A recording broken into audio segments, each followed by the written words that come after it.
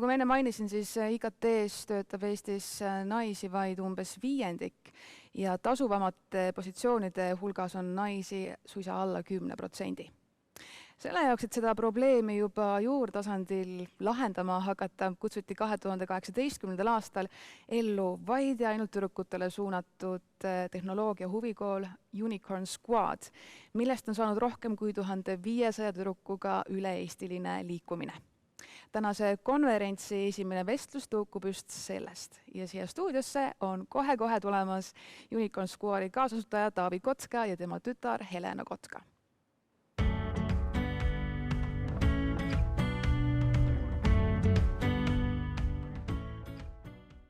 Tere Taavi, tere Helena. Tere. No, kui me alustame kohe sellest suurest soolisest palgalõhest just IT-sektoris, siis Taavi, kas sa ise oled naistele ja meestele maksnud võrdset palka võrdse töö eest? Pean häbiga tunnistama, et minu elus on olnud perioode, kus ei ole. Ehk siis mäletan kindlasti 10 aastat tagasi mul oli selline oma võtmemeeskond, mis oli peaaegu pooleks mehed-naised. Nad küll, et inimesed juhtisid erineva suurusega üksuseid, kuid nad tegid samalaadset tööd. Ja ma olin ikkagi ettevõtjan selle põhimõttega, et iga ühele vastavalt sellele, kui palju küsib. Ja kui naised teadlikult küsivad vähem, siis täpselt nii palju, kui küsib, nii palju tuleb maksta. See oli minu põhimõte toona. Ja ma maksin naistele vähem. Kuniks me tegime ettevõttes suurema reformi ja lõpetasime selle ära, et tuleb maksta ikka samades suurusjärkudesse, aga ma ei ole sellest patust puhas. Ma olen minevikus maksnud naistele vähem. Aga millest sinu enda sees klikk ära toimus, et ikkagi võrdse töö eest võrdne palk? Pigem just oligi see, et see võib-olla ei olnudki nagu see, ma pigem loobusin sellest põhimõttest, et maksa nii palju, kui küsib. Ehk siis, et ma pigem ütlen, et näed, et selle positsioonist ongi selline tasu ette nähtud ja nii palju saad. Ja et kõik, kes on umbes samal positsioonil, saavad sama palju. Et ma pigem ütlesin sellest põhimõttest lahti, mitte see, et naised ja mehed, et ühesõnaga ei pea igal pool võtma seda viimast või lugema seda viimast senti.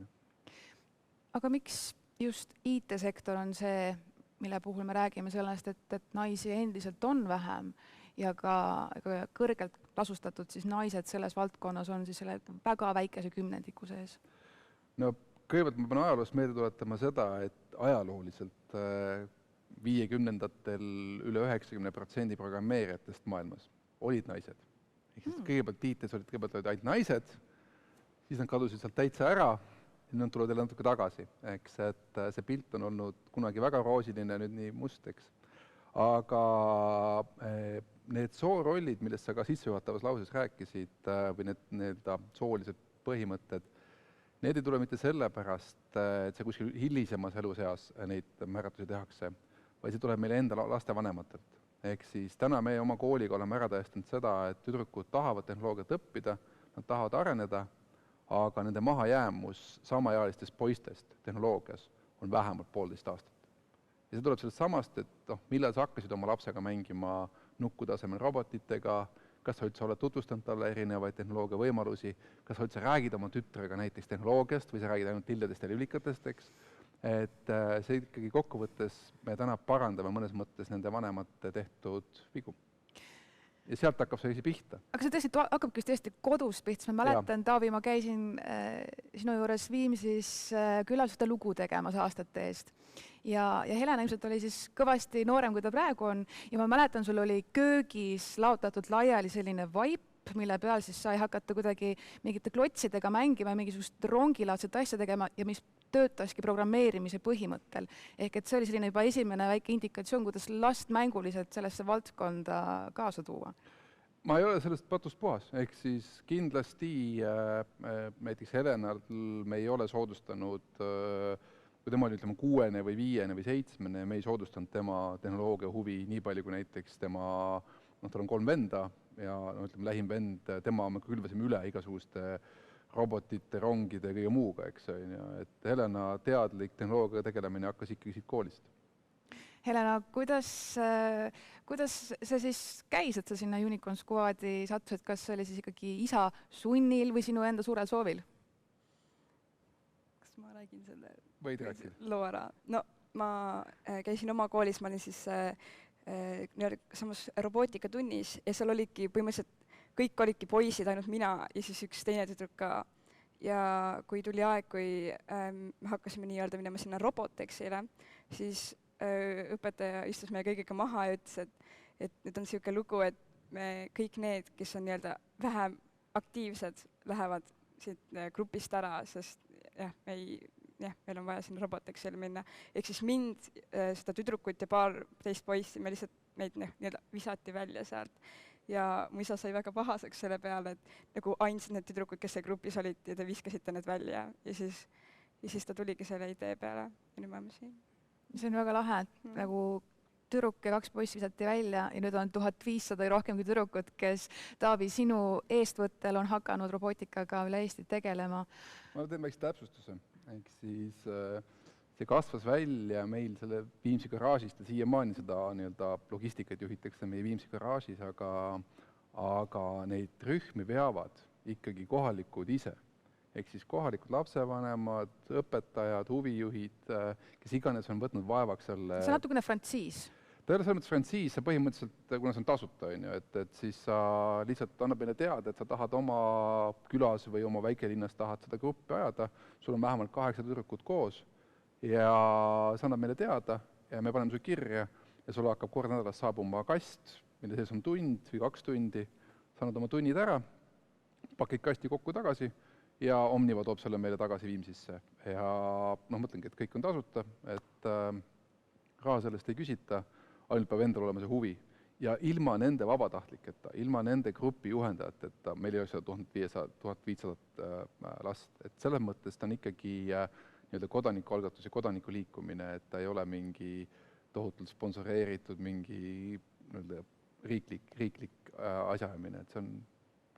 See on tegelikult ikkagi väga muljet avaldav, et paari aastaga nii palju ja just tüdrukuid sellesse liikumisse saada, et mis see nagu võluvits on olnud, et just tütarlastest sellist huvi äratada? Kas see on ka natuke brändimise taga, et nagu Unicorn Squad ja selline lahe turundus? Mis sulle meeldib? Nagu ülesanded? Ei, miks sa arvad, et Unicorn on lahe nagu? Nagu kõik on nagu, see on nagu nii hea nagu õhkkond, et kuidagi need nagu poisse ei ole ja kõik on nagu kuidagi nagu lihtsam ja toredam ja siis need tüdrukud ja siis ma ei tea. Ühesõnaga vastus ta ütles põhimõtteliselt ära, et tuleb välja, et see salane kaste ongi see, et on ainult tüdrukud. Ehk siis kuna seal samaealistel tüdrukutel võrreldes poistega on mahajäämus, siis kui on segarühm, siis on kohe ebavõrdne situatsioon. Ja kuigi nad oma ülesannete lahendamisel tihti on nutikamad ja isegi kiiremad kui poisid, sellepärast et nad ei hakka katsetama kohe, vaid nad natuke vaatavad juhendid ka ja loevad ja nii edasi, eks tulemused on tüdrukutel paremad, siis ikkagi see ebakindlus seal jääb, et nad tunnevad, et nad on nõrgemad. Aga kui sa võtad poisid ära, siis on kõik ühesugused. Ja see on selle huvi allikas. Ja miks meid on ainult 1500, ongi pigem mitte sellepärast, et Eestis on nii vähe tüdrukud, kes tahaksid seda õppida, vaid sellepärast, et me lihtsalt rohkem ei jõua. Ma isegi mõelnud selle peale, et ainult 1500, minu 1500 on ikka muljet avaldavalt suur number. Eestis tegeleb vanuses 7-14 või 8-14 umbes 3000 poissi robootika, elektroonika ja kõige sellega. Me tahaksime jõuda nagu oma jõududega vähemalt sama arvu tüdrukuteni, aga tegelikult me oleme ikka 21. sajandis ja normaalne on see, et selline tehnoloogia õpe, nagu me põhimõtteliselt loome ju põhja, et see oleks ikkagi üldhariduskoolis põhiprogrammi osa. Aga millal selline siis üleminek võiks olla, et sellisest huvihariduslikust liikumisest ikkagi ka päriselt siis koolisüsteemi sisse saada? Küsimus on, et mis tulevikku me ehitame. Et tänane IKT ja startup valdkond selgelt on ära öelnud, et meie tahaksime olla järgmise 10 aasta jooksul Eesti majanduse kasvumudel või kasvuvedur. Ehk siis baas on selleks olemas, kui me vaatame unicornide arvu, vaatame raha hulka selles valdkonnas, vaatame kõrgelt tasustatud töökohti, siis see võiks niimoodi minna. Aga selleks, et IKT-sektor ja startupid saaksid sinna areneda, selleks on vaja inimtööjõudu, talenti. Selleks on 2 viisi.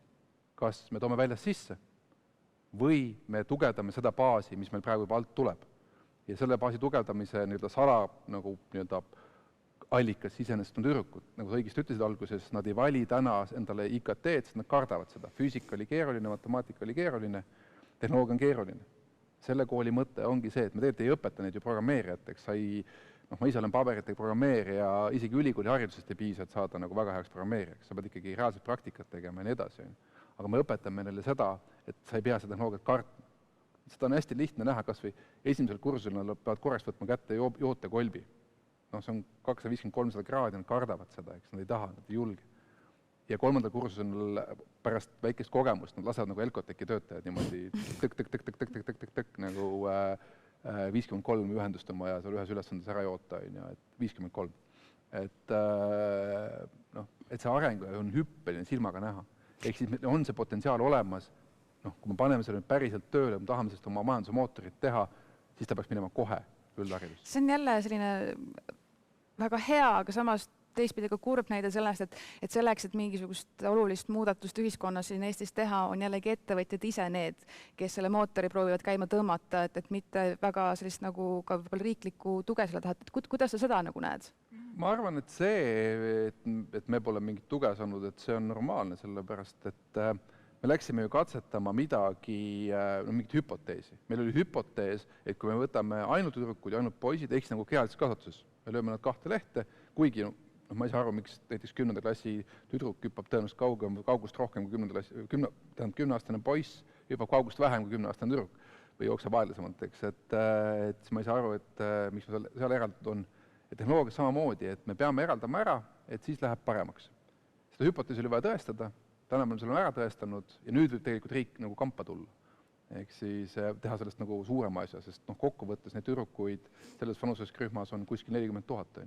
Aga näed sa ise, et kas seda riiklikku huvi on, et midagi suuremat teha? Jaa, selles mõttes mul on väga hea meel, et meie uus haridusminister on väga avatud sellele ideele ja me tõesti loodame, et me saame esimesed pilootkoolid äkki käima juba selle sügisel. Ja kui see nii läheb, siis on võimalik, et äkki ühel hetkel ongi see meie 21. sajandi tööõpetus.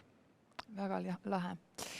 Igal juhul siit on nüüd moment minna üle teie küsimuste peale, mida te olete meile siia saatnud. Ja alustame Kristeli küsimusest.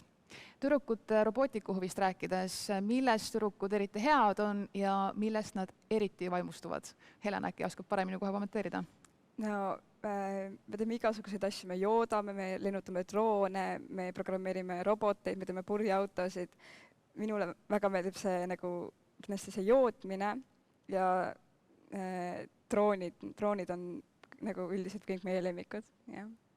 Mängime. Taavi, kas sa ise mõtled neid ülesandeid välja või mingisugune teie juhtgrupp?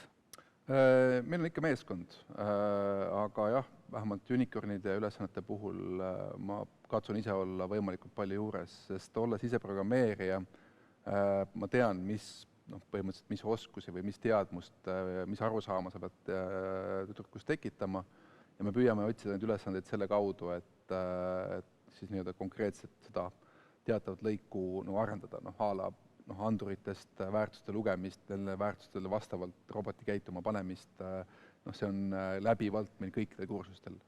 Eks, et sa ei õpi selle korraga ära, sa kogu aeg arened selles. Umbes nagu matemaatika, et sa alustad numbritest ja lõpetad seal mitme muutujaga lahenduskäikudest, eks. Aga kuivõrd lihtne või raske on saada sinna punti juurde neid tüdrukuid, kes võib-olla kardavad koolis reaalaineid? Vastupidi, küsimus ongi nagu see, et ilmselgelt on näha ja seda on ka reaalkool näiteks uurinud, et kes selle sammu on ära astunud, kes on siis ringi läinud, nende tüdrukute enesekindlus ja teadlikkus tehnoloogias kasvab hüppeliselt. Ja ma ütlen, et seal on juba 1,5–2 aastaga on näha nagu meeletut arenguhüpet. Küsib Silvia, millised on võimalused kõrge reaalharidusega naiste ümberõppeks IT-valdkonda? Selleks praegu ikkagi hoolitsevad meie ülikoolid, et on olemas erinevad magistriprogrammid näiteks IT mitteinformaatikutele ja nii edasi. Väga uus ja äge initsiatiiv tuleb Jõhvi, ehk siis kopeeritakse ühte rahvusvahelist programmi, kus lühikese perioodi jooksul ongi võimalik õppida ära mingi IKT eriala. Üldjuhul siis mingi programmeerimine näiteks, eks, et sa lähed, elad, ma ei tea, 1,5 või 2 kuud Jõhvis ja tuledki välja nagu uue elukutsega, et selles mõttes neid asju tuleb juurde ja noh, mina kindlasti soovitan sellepärast, et isegi ütleme keskpärane programmeerija palga mõttes saab 2-3 korda rohkem kui Eesti keskmine. Kas sa ise soovitaksid tegelikult, võtamegi keskealise naisterahva näiteks, kes ei ole võib-olla oma töövalikus väga rahul, ütleme, et ta näiteks töötab avalikus sektoris kas või juhtival keskastme positsioonil ja ta mõtleb, et aga see ei ole päris see. Kas veel sellises vanuses on ka reaalne variant, et ta õpibki ümber programmeerijaks näiteks? Programmeerija elukutse, kui seda tõesti tahta väga hästi teha, see on päris kõrge lävend, et selle selgeks saamine, selle harjutamine, kui sa tahad seda ikka päris tipptasemel teha, et see võib olla keeruline väljakutse. Aga IKT-s ei ole ainult ju programmeerimine, ehk siis neid ametipositsioone seal ümber on palju, mis võivad selle inimesele rohkem sobida, ehk siis, et ükskõik millise maja ehitamine ei koosne ka ainult ehitajatest, eks, et kui te mõtlete ehitusanaloogi peale, kui te mõtlete nende tööde peale, mis on seal ümber vaja kõik teha, alates planeerimisest, arhitektuurist lõpetades sisekujunduse, mille iganes, siis IKT on täpselt samasugune. Ja veelgi enam, IKT ei saa otsa. Ta läheb järjest rohkem virtuaalsemaks, järjest rohkem me veedame oma tunde selles seadmes või seadmetes, järjest rohkem hakatakse looma erinevaid virtuaalmaailmaid ja nii edasi, ehk siis sellesse valdkonda oma aja investeerimine õppimise näol ei ole kindlasti maha visatud.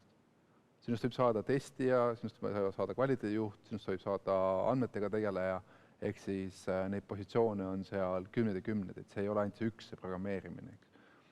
Helena, kas sa oled ise mulle, kelleks sa tahad siis suurena saada? Ausalt öeldes ma isegi ei tea, aga praegu, kui meil see kool on ja kõik see tehnoloogia, tahaks midagi sellega seoses. Aga jah, täpselt veel ei tea. Eks sul on natukene aega veel mõelda ka? Ta on esiklaps, ta peab võtma isa ärid üle. Diana küsib, kas ka 7-aastane tüdruk saaks tulla robootikaringi? Rocca al Mare kool näiteks katsetas 7-aastastega. Meie enda kogemus on see, et kuna see muutus sealt lasteaiast kooli on päris suur, siis 7-aastasele ta saab hakkama, me oleme testinud seda, ta saab hakkama, aga ütleme niimoodi, et vähemalt kui meie tundide ja ainetega alustada, et siis pigem 8-aastaselt.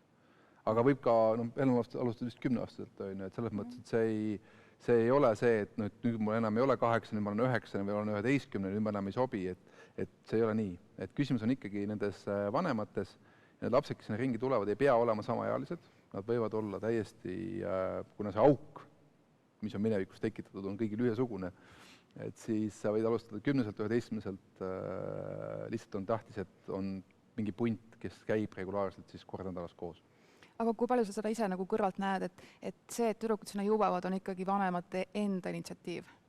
No sorry, ega lapsed ise ei ole teadlikud üldse võimalustestki, et ma arvan, et me ei käi seda koolis promomas, nad ei näe seda kuskil, me ei vilksa kuskil Instagrami reklaamis või TikTokis, et äkki peaksite? Võib-olla peaksime, et kokkuvõttes ikkagi täna vanemad määravad ja mis on ka muidu huvitav, et me enda lapsevanemad juhendajad on rääkinud, et kui mõni aasta tagasi oli veel nii, et kui sügisel pannad paika, et siis mis päeval, mis huviringis laps käib, et siis kõigepealt pandi paika see, et balletikool ja klaveritund ja nii edasi, kusjuures mõtleme, et kui paljud meist saavad balletis superstaariks või klaveris. Ja siis kuskil tuli robootika, siis nüüd on ikka see, et kõigepealt pannakse robootikatund paika ja siis vaadatakse, et mis see ümberringi mahub, sest me räägime ikkagi selle lapse enda oskuste, baasoskuste põhjaladumist. Ma ei taha öelda, et ei peaks muusikaga tegelema, peab, enam mingid klaverid. Meil on käinud balletis, et rüht oleks paremini edasi, see on kõik arusaadav. Aga me kindlasti peame ka selleks, et tal oleks tulevikus rohkem valikuid ülikoolis, mis iganes, tuleb seda tehnilist baasi luua. Taavi, Helena, aitäh teile. Taavi, tõesti suur tänu, et sa sellise algatuse oled ellu kutsunud. Ma ikkagi veel kord tänaks neid juhendajaid, sest mõtlen, mina juhendan ainult ühte rühma Viimsis, eks, et ilma nende juhendajate üle Eesti seda initsiatiivi ei oleks, et suur aitäh ikka neile viia.